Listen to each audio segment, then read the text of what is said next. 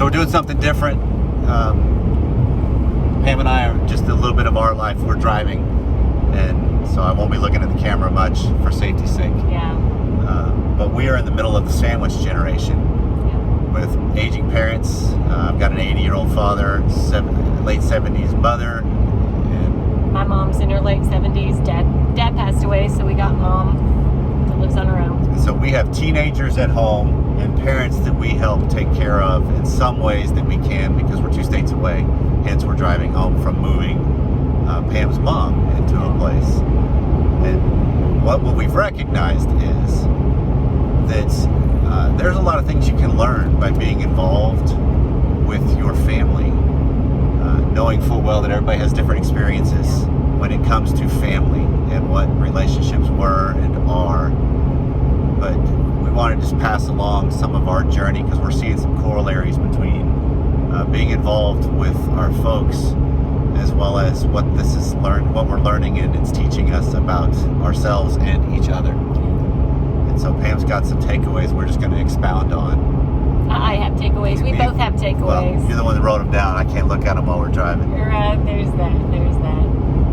So one of the things we're seeing here is that this is not only a paying it back to our parents for raising us, but it's a paying it forward as well. Ideally, hopefully, being an example for our kids to see, to how we're supposed to take care of those in our family, take care of our elders, take care of our parents, and just take care of those around us that can't take care of themselves the way that we can when we're fully healthy and have energy about us and have our full mind about us. I mean, the reality is mom is having a hard time with memory and decisions and things like that, and so she's got to have someone step in for her, and that's part of what we do as people. In our world as Christians, if we're supposed to be walking that walk and being good members of society and such, we take care of other people, and that's part of what this is. Yeah, I mean, our parents took care of us, so we get to pay them back in good ways and care for them. And if your kids are involved, like we've tried to make our teenage kids be involved when possible, they get an opportunity to see what family is and what it can be. And I think there's the responsibility. If you think about it, the Western society has put death off to the side, where you go to a care home, you go to a house, you go to a hospital, whereas our culture's way before us, generations before us, it was always in a home, like a person's home that you lived with your relatives across the generations. And so that would be a much more prominent and prevalent of dealing with the aging process, which brings up the other point from that of how we all need to come to grips with the fact that things come to an end. Death is a part of life, and as we age, it's not pretty. It's sometimes disgusting, but you have to deal with that. And I think there can be some pride and love and compassion you learn. I have learned tremendous amounts of opportunity for patience and love and care, and taking care of aging parents and your mom, of dealing with the dementia, the memory losses, the choices, the incapable to take care of some things that you're used to them doing, and you get the opportunity to take care of that for them, and that requires some giving that I've had to grow into in some ways. Well, I think this has been an amazing part of us growing to appreciate one another more. Yes. Because it's been amazing to watch you, Corey, with your parents, with my mother, and the patience that you've had with them. So I think this has been a really enlightening way for us to learn more about ourselves and each other. Because how are we going to handle these things? This is somewhat of a look into the future. Preview of coming attractions. Yeah, hopefully together, and we're gonna see these things, and I see things that hopefully we all have the phrase, oh, I hope I don't do that when I'm that age. Hopefully I remember these things.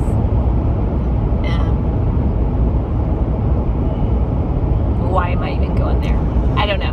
But it's taught us each, I think, for sure for me, it's taught me a lot about you and who you are. You've been a super good example for me in the patience with parents, with jumping to being there and helping them live with more dignity. I think that's a key here. That's something you brought up when we were talking before, that this is a way to bring them dignity, being involved, making an effort. We live 2 states away, but they are worth the time. Yeah, we've hundreds of miles logged on the vehicles to get up there to deal with it and be a part of their life. Yeah, and that's an interesting thing too, because as a parent with my kids, the things that I wouldn't do for them to help them learn as they're growing up, to help them get a better start in life so that they are better human beings, better adults. And I see these journeys back and forth from Texas to Kansas as an opportunity. Well, we talk about the payback, to pay back the parents for what they've hopefully taught us to be. And it's a pay forward to model for them. But a pay forward to them, but it's a way to let them know that what they did as we were growing up, maybe it worked. some of what they did, hopefully they see, okay, I did something right. I got something right in that kid right there. Yeah. I really think your parents are saying that right now. Yeah. As is your mom. Yeah. So hopefully it takes the burden off of them to know, hey, somebody's here and loves me and takes care of me. It feels good doing it to them. It is a good feeling. And that's the dignity component you were talking about. That there's this element of I want my parents and your mom to just have dignity as they age. Yeah. Because some of life and things that they face it's not pretty. There's no way around it. Yeah. But you can do it in compassionate and dignified ways. And I think that's the people. If there's members in the nation that work in hospice care or any kind of senior living care, my heart and hat goes out to you because that is a tremendous mission and service that is offered by the people that just give their life to those as they're winding theirs down. Because there's huge benefit and love that's offered in that. And so I think there's dignity that I want to offer to my parents and to anybody I interact with. I want them to feel like they have dignity. But then I think there's dignity we earn in how we go about doing that. Yeah. One of the phrases I loved from Schnarch was, we're not always responsible to our parents in the way they think we should be responsible to them. But I am responsible in how I think I am responsible to them. And there's a difference, because that's me being my own person, not just continuing that this is what I'm supposed to do according to mom. But I can still be involved and engaged in the manners I see that's right and is dignified and worthy. And I think that's what rings through. Yeah. Because when we've had to go through, like the weekend we're coming off of moving your mom and downsizing again, meaning she's had to give up some things that have meaning and value to her, and we can fight her on it, but we also need to recognize there's meaning attached to it, and so what's worth the fight and what's not. And there's dignity you learn in that, there's love you learn in that, because you want her to be surrounded with her things that she loves and has value attached to. Yeah, and it will some of it's realizing as the years have gone.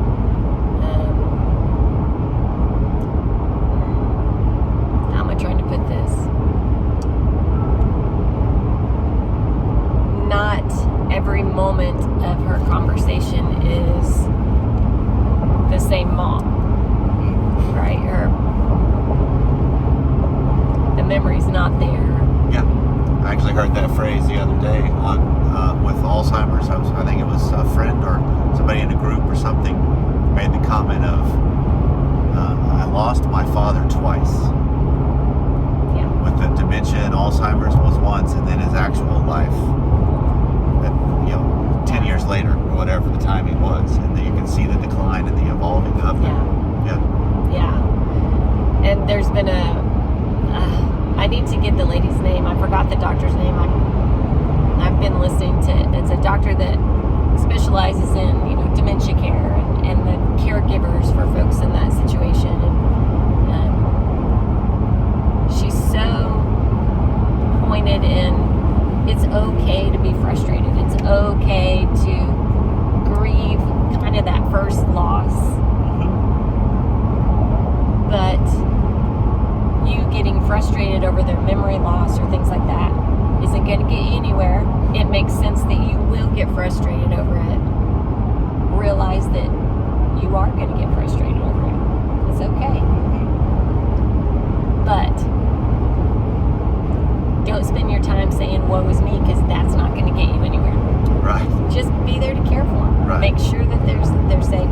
I think another thought I had on this was in seeing, my dad passed away 15 years ago, and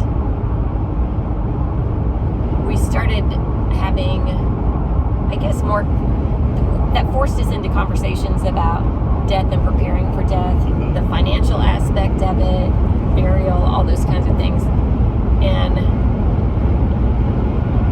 you made reference to Western society doesn't, we avoid death. We avoid that conversation. And it's really kind of freeing to not avoid that conversation. Yes. It's freeing to have that discussion, to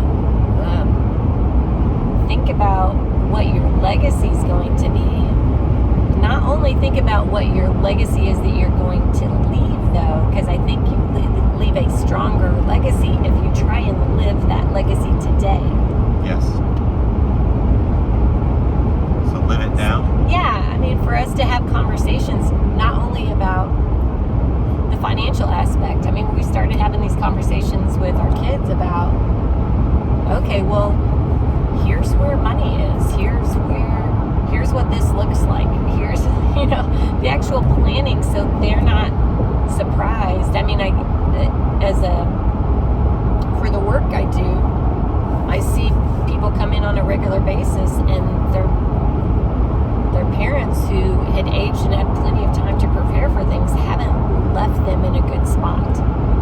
They have to dig through and figure out where everything is, and it leaves such a burden on the people left behind. I think as a married couple, it's kind of freeing to have those conversations and plan. Yeah, that's what I think of this, that's the idea of live a legacy now and leave it. Because there's the other component that has rung true the last couple of months specifically for me, and that's that idea of when you get the opportunity to celebrate life, like as you live it and as you are caring for somebody that is winding theirs down. My father's birthday was last year when he turned 80, and he did a big kilt party where all the men, there were 4 of us in kilts, which was great because it was his brother, my father, myself, and our son. Yeah. So we had 3 generations of Allens in the family tartan and kilts.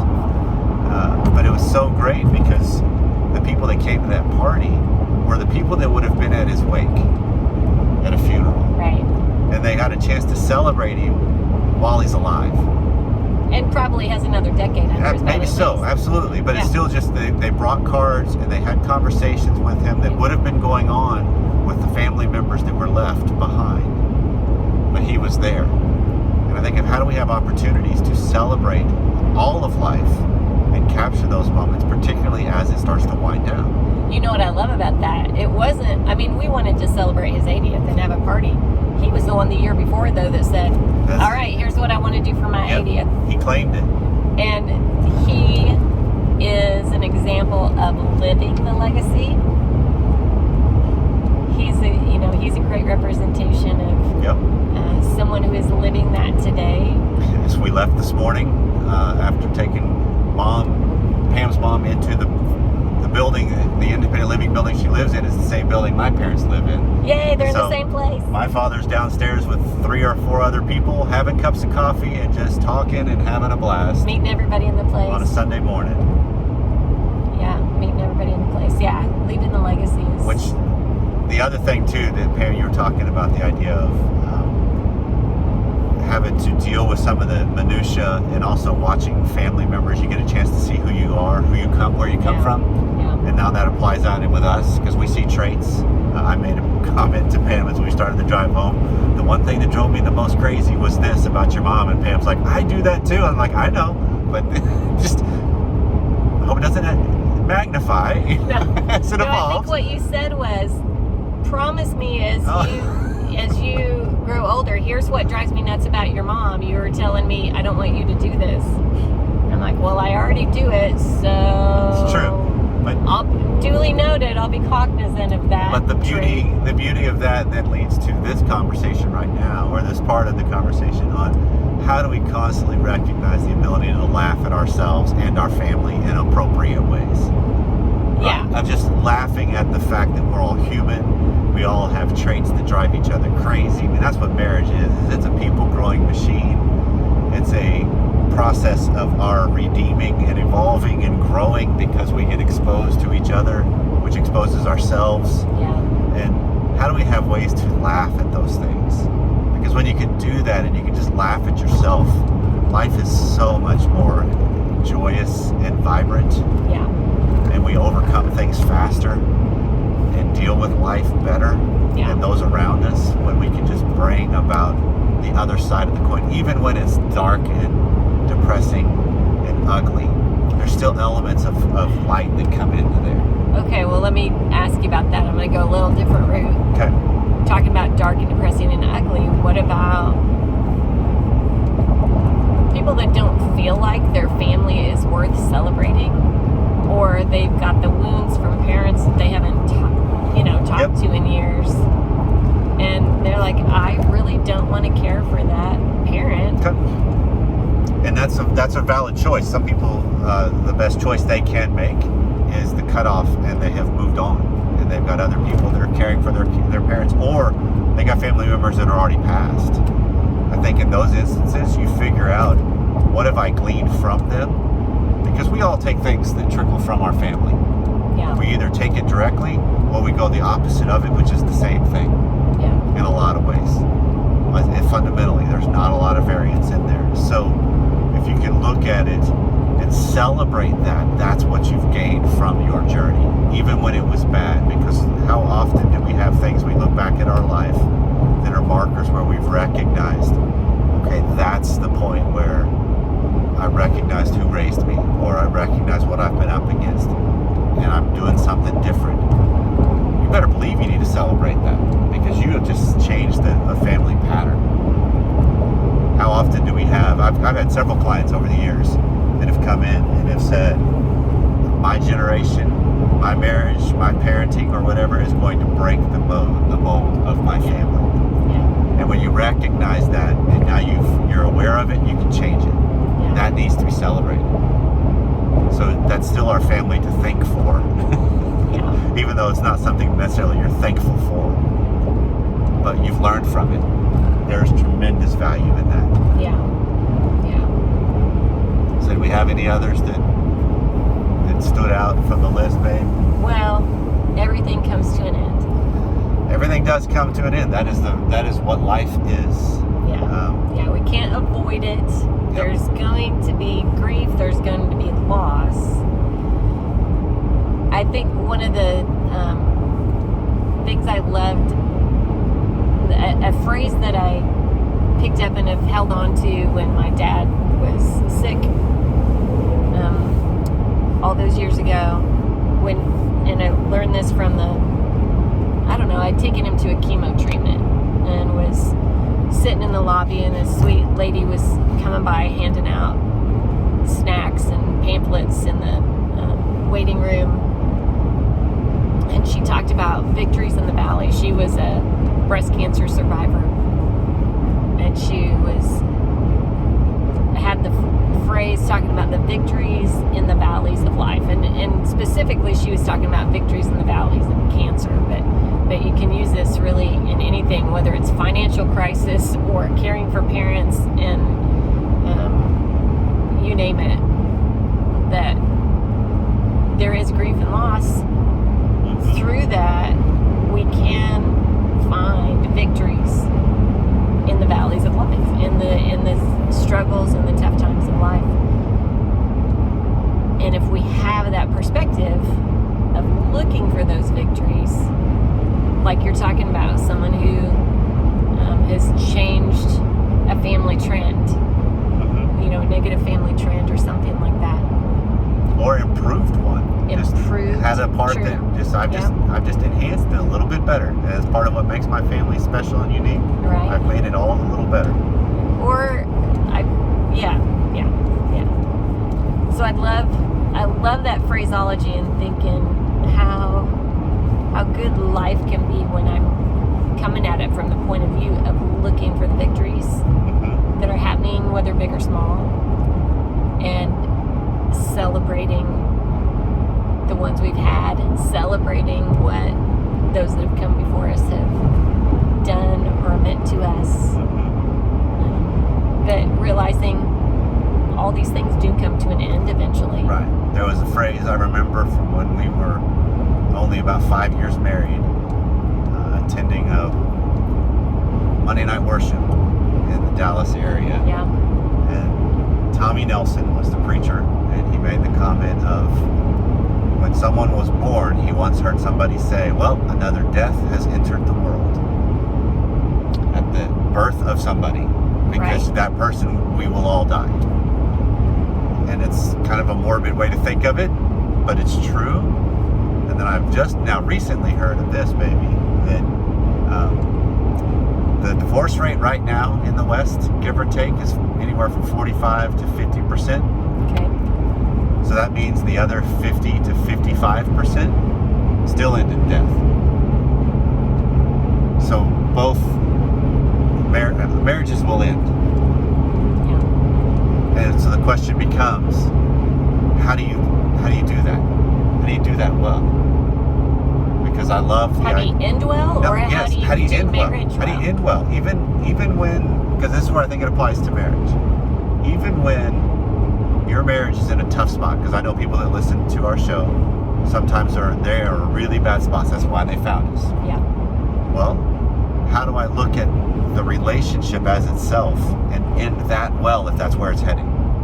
Because I learn more about me and my value, my power. That's where dignity comes in. So when I'm married 59 years, still, how do I care for my spouse well? Yeah. Yeah. Okay. But that's the flip side of it too. If the marriage is ending at the end and you both have survived, I love the depth of the concept of you're sitting in a room together, living life together while you've got it, knowing one of you is going to go first. But do you stay in? One of you is going to die before the other, most likely. But do you stay engaged, knowing there's hurt and pain coming? That's what I want with you, right? I want with you to know I'm welcoming more pain by loving and living life well with you. That makes the love all the sweeter. I think it absolutely does. So if we can look at and not avoid the fact that things come to an end, how do we actually celebrate that? How do we live to the end well. And another example of that is we've got our oldest heading off to college in a couple of months. Yeah. That season of our life with her in our home to that degree ends. How do we celebrate and love that process as well as grieve that process? Because we as humans don't like that very often, of the component of having to grieve things and having to launch things. We avoid it until it's unavoidable. Yeah. And so how do we do the moments that mark it to see it as, wait, this is capturing that component of life all the more right now, and I'm taking care of some of what's coming now, because I can begin the grieving process. I mean, we got to do that with your father to a degree, knowing it was an inevitability, the type of cancer he had. And so Yeah. there was the beginning of the grieving process early on before he actually passed. And that's the complexity and the duality of what we're talking about, of celebrating life and grieving life while it's still going on. Yeah. Because we're all capable of that, and there's good and bad all the way through. And so how do we recognize that and not necessarily welcome it, but welcome it? Because it's the complexity of a depth of life with other people. Well, if we don't welcome it, it's going to come either way. Absolutely. So those are our thoughts that have rung true over the last several months, particularly, and then it seemed all the more pointed having just moved her mother this past weekend, and we're heading back home to try to be engaged with life with, again, our kids and those around us, and celebrate all that's coming and is going on to do it well. So, Yeah. love to hear your thoughts.